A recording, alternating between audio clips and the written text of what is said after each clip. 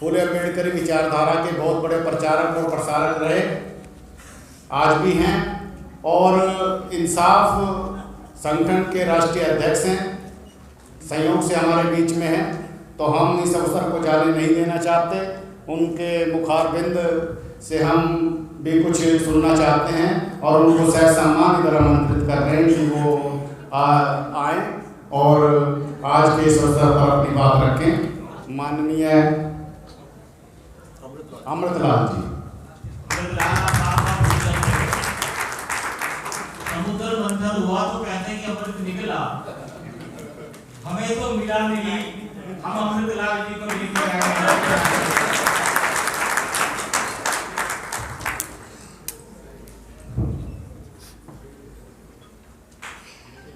आदरणीय भाई वीर सिंह बहुत जी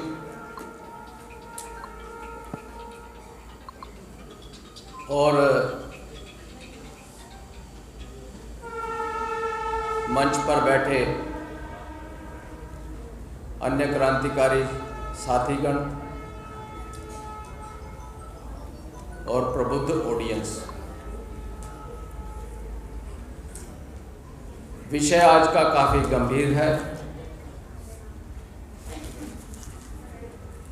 इसका विषय का विस्तार भी बहुत ज़्यादा है। मेरे 5 या 7 मिनट का समय मेरे पास है। इस समय में इस विषय की भूमिका बनाना ही अपने आप में एक कठिन विषय हो जाता है। मैं इस विषय पे कुछ वक्तव्य शुरू करने की बजाय इससे पहले कुछ बिंदुओं पर आपका ध्यान आकर्षित करना चाहूँगा। शब्दों का, नारों का अपना एक बहुत विशेष महत्व होता है। एक शब्द अपने आप में पूरी विचारधारा को व्यक्त कर देता है। आज जो देश के सामने सबसे गंभीर समस्या है, वो समस्या जय श्री राम की है। जय श्री राम अपने आप में एक पूरी संस्कृति और एक पूरी विचारधारा को व्यक्त कर देता है। जय श्री राम उस वर्ण व्यवस्था को व्यक्त करता है जिसमें एक व्यक्ति को सम्मान और शेष को अपमान की व्यवस्था रखी गई है। कुछ बातें इतिहास में बड़े अच्छे तरीके से पिरोकर षड्यंत्र के तहत रखा जाता है। उनमें से एक षड्यंत्र ये भी है कि पुष्यमित्र शुंग ही राम है और हमारी व्यवस्था को उस समय में नष्ट कर दिया गया था। तो ये एक बड़े उच्च स्तर का घालमेल है। जब हम इतिहास के दूसरे परिप्रेक्ष्य को देखते हैं तो हम देखते हैं 6ठी शताब्दी में हर्षवर्धन हुए हैं,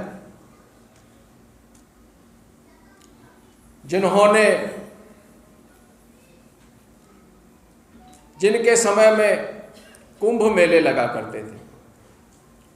ये कुंभ मेला क्या होता था? ये दान मेले होते थे।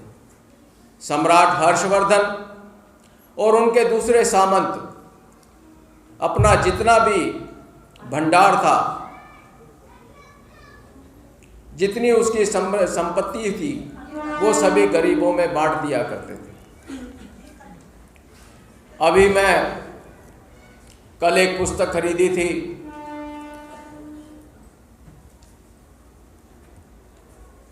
अंबेडकर भवन से।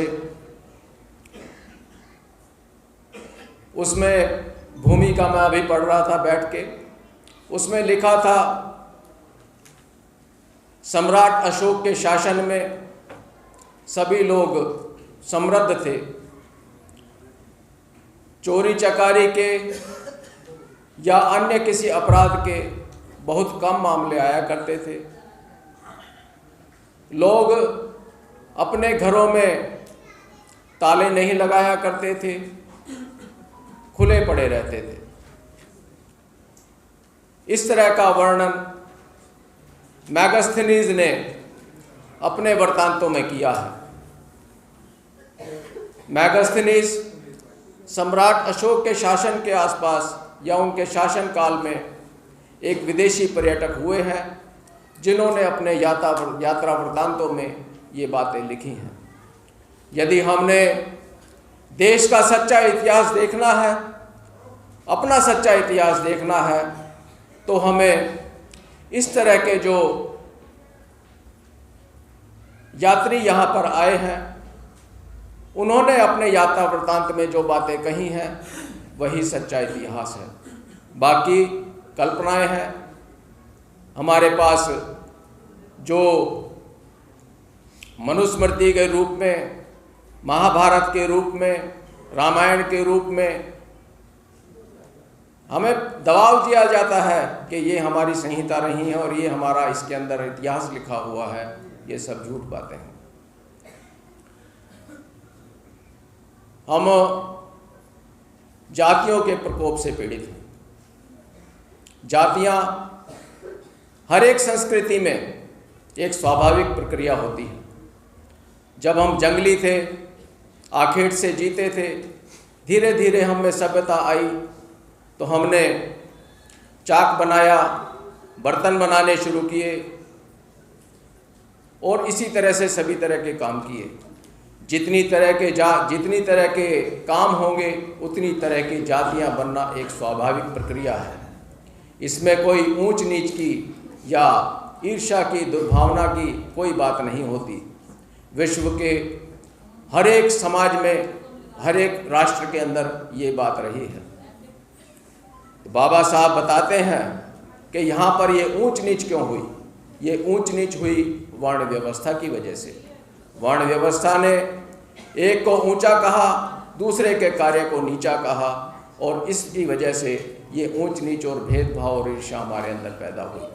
तो हमारी इस मूल समस्या वर्णों की व्यवस्था है। जब हम कहते हैं कि हम जाति व्यवस्था से पीड़ित हैं तो ये जाति व्यवस्था से पीड़ित का मामला हमारा इंटरनल मामला हो जाता है। लेकिन जब हम कहेंगे कि वर्ण व्यवस्था से पीड़ित हैं तो ये जो वर्ण व्यवस्था है ये पूरी जो हमारे देश की जो ब्राह्मणिकल सिस्टम है तो ये अटैक ब्राह्मणिकल सिस्टम से जाता है। तो हमें अपने शब्दावली के अंदर वर्ण व्यवस्था खत्म करनी है, ये हमें शब्दावली में रहना चाहिए, बजाय इसके कि जाति व्यवस्था खत्म करनी है। जातियों की कहीं किसी ग्रंथ के अंदर व्यवस्था नहीं है। जातियों की एक प्रथा है जो हमारे समाज में पैदा हो गई है और इसके अंदर छुआछूत, ऊंच नीच और भेदभाव, ये कारण, इसका मूल कारण वर्ण व्यवस्था है। तो जब वर्ण व्यवस्था खत्म होगी, तो जब ऊंच नीच और भेदभाव की भावना खत्म होगी, तभी हमारी जातियां भी इसके साथ जुड़ी हुई हैं। जातियों का भेदभाव जुड़ा हुआ है, वो खत्म होगी। इसमें आज का जो विषय है कि हमें समाज, लोकतांत्रिक समाज बनाना है। तो लोकतांत्रिक समाज कैसे बनाना है? लोकतंत्र की पहली एक सीढ़ी होती है जो मैं मानता हूँ, वो है भाईचारा, आपसी भाईचारा, समता, स्वतंत्रता, बंधुता। जब समता, स्वतंत्रता और बंधुता हो जाती है समाज के अंदर तो यही न्याय होता है। यदि समाज में समता है, समाज में बंधुता है, तो वो न्याय है। तो कहीं ना कहीं जब हमने लोकतंत्र बनाना है तो हमें न्याय की व्यवस्था बनानी है। तो न्याय की व्यवस्था को समझना और उसको बनाना, ये एक अपने आप में गंभीर मामला है। देश में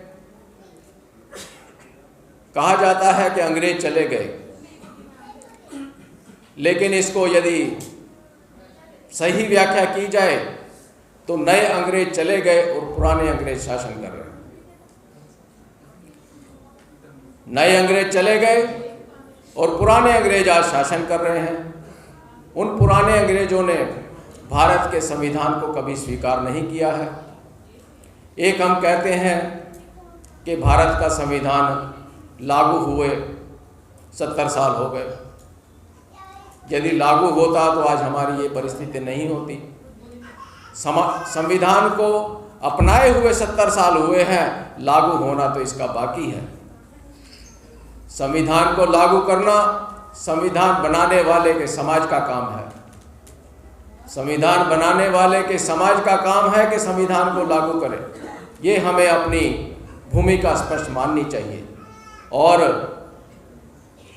बिना संविधान को समझे और बिना अपने आप के भेदभाव दूर किए हुए ये संविधान को हम जब हमारे हाथ में आएगा लागू करने के लिए तो हम लागू कर सकते हैं। और संविधान हमारे हाथ में आए, हम उस परिस्थिति में आए कि इसको लागू करेंगे, उसके लिए हमें तैयारी करनी है। उस तैयारी के तहत ही हम इस तरह के प्रोग्राम करते रहते हैं। हम अपने विचार आपसे साझा करते रहते हैं, हम आपसे सीखते रहते हैं। हम जो यहाँ बोलते हैं वो हमारा कुछ नहीं है, सभी समाज से सीखते हैं। आप लोग हमें सिखाते हैं, हम बोलते हैं। मैं जो कह रहा हूँ ये आपसे ही सीखा हुआ है, समाज से सीखा हुआ है। तो हमारा आंदोलन स्वाभिमान, समता, स्वतंत्रता, बंधुता का आंदोलन है। इसके अनेक पहलू हैं, धार्मिक पहलू है, सामाजिक पहलू है, आर्थिक पहलू है, सांस्कृतिक पहलू हैं। एक पहलू जिसमें अक्सर दूसरे लोग कम बात करते हैं, मैं वो एक पहलू आपके सामने 2-3 मिनट के अंदर, 5 मिनट से ज़्यादा हो गए होंगे, 2-3 मिनट में और चाहूँगा संक्षेप में मैं उसका एक वो रखता हूँ। कुछ प्रश्न मेरे सामने थे। एक प्रश्न ये था कि पूंजीवाद के खिलाफ एक आंदोलन अपने समय में चला, मार्क्सवादी आंदोलन। उसको बाबा साहब ने कभी सीधे तौर से प्रशंसा नहीं की। एक और आंदोलन है बेगमपुरा आंदोलन, जो गुरु रैदास जी ने शुरू किया था। बेगमपुरा शहर को नाऊं, दुख अंदोहु नहीं ते थाऊं। वो एक ऐसे राज्य की कल्पना करते थे जहां समता, स्वतंत्रता, बंधुता, न्याय हो, किसी को किसी प्रकार का दुख ना हो। तो एक बेगमपुरा का उनका भी एक संकल्पना थी। तो कोई ना कोई ऐसी परिस्थिति होगी जिसके अंदर ऐसा हो सकता है। तो वो कैसी होगी, मैंने इधर उधर ग्रंथ टटोले तो कुछ ऐसा खास नज़र नहीं आया। तो मैंने अपने हिसाब से विचार किया कि ऐसा कुछ क्या आज की परिस्थिति में हो सकता है कि बेगमपुरा बन सकता है, और बनेगा तो कैसा बनेगा। तो मेरा आर्थिक क्षेत्र के अंदर, अर्थव्यवस्था के अंदर खास तौर से एक लगाव रहा है। तो मैंने ये समझा है कि जिस तरह से पूंजीवादी व्यवस्था कॉमन मासेस के लिए खराब है, उसी तरह से ये समाजवादी व्यवस्था भी कॉमन मासेस के लिए खराब है। जहाँ पर ताकत का केंद्रीयकरण हो जाता है तो वहाँ पर समाज गुलाम बन जाता है। पूंजीवादी व्यवस्था के अंदर भी शक्ति का केंद्रीयकरण हो जाता है, समाजवादी अर्थव्यवस्था में भी शक्ति का केंद्रीयकरण हो जाता है, वर्ण व्यवस्था में भी शक्ति का केंद्रीयकरण हो जाता है। तो शक्ति का विकेंद्रीकरण होना चाहिए। कल एक सब्जेक्ट रखा था जहां मैं वामसेफ का कल कार्यक्रम वहां चल रहा था अंबेडकर भवन में। उन्होंने टॉपिक रखा हुआ था कि सभी साधन संसाधनों का राष्ट्रीयकरण होना चाहिए। तो मैंने वहाँ इसके विपक्ष में अपनी बात रखी थी कि साधन संसाधनों का केंद्रीयकरण एकाधिकारी प्रवृत्ति को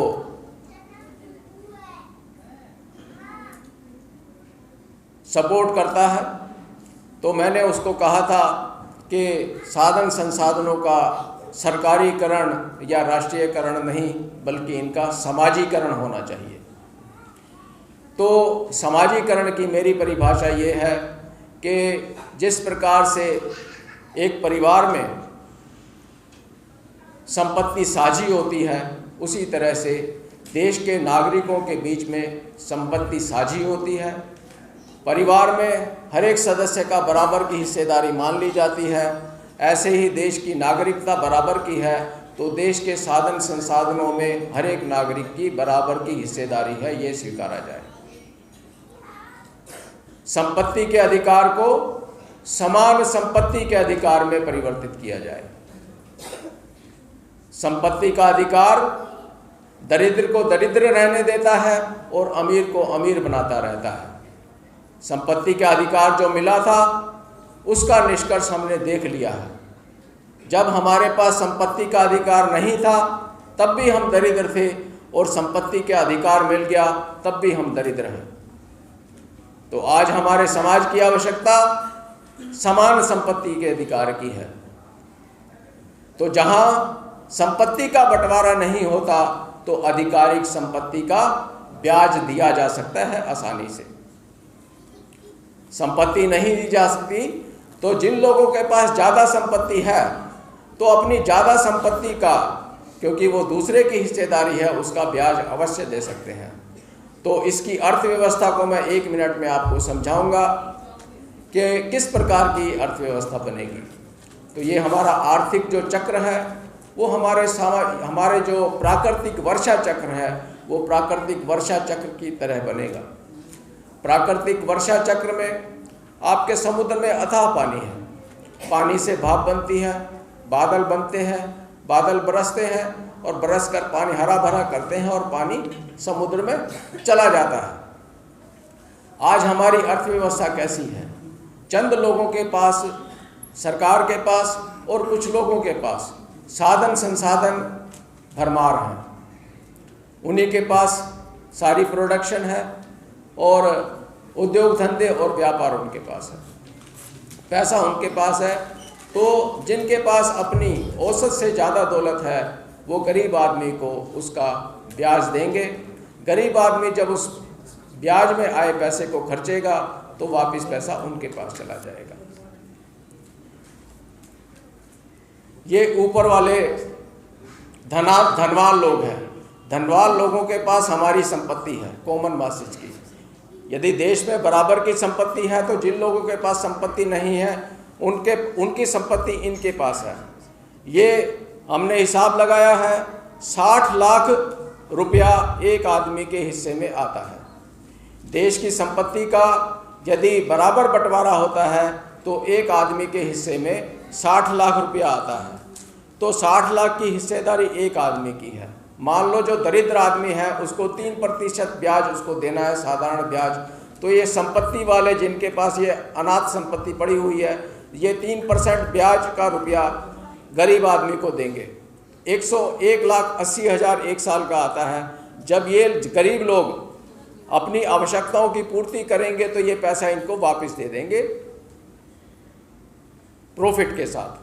ये पैसा हर साल इस तरह से आता रहेगा तो हमारी विषमता जो है विषमता समता में तब्दील हो जाएगी।